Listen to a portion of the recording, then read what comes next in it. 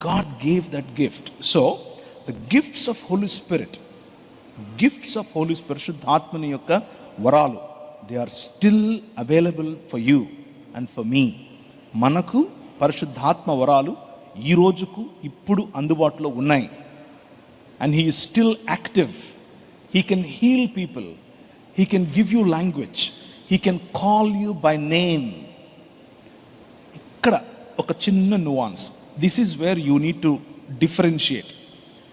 మా ఊర్లో అంటే హైదరాబాద్లో ఒక ఆయన ఉన్నాడు, బోర్డు పెట్టాడు, ఇక్కడ మగపిల్లలు పుట్టడం కోసం ప్రార్థన చేయబడును అని పెట్టాడు. Do you see any problem in that statement?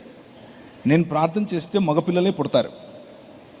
So specialisation, గైనకాలజీలో కూడా స్పెషలైజేషన్ అనమాట. Holy Spirit doesn't teach you things like that.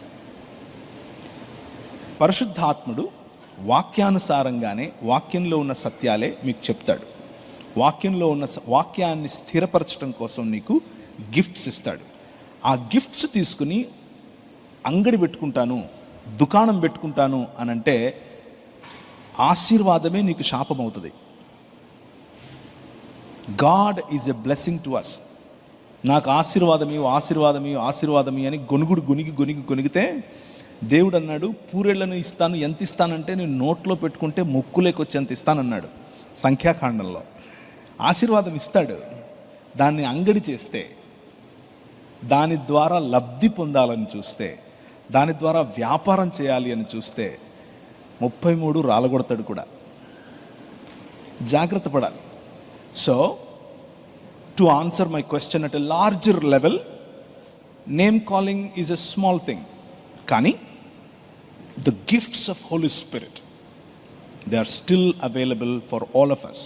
మనందరికీ పరిశుద్ధాత్మ దేవుని యొక్క వరములు అందుబాటులో ఉన్నాయి.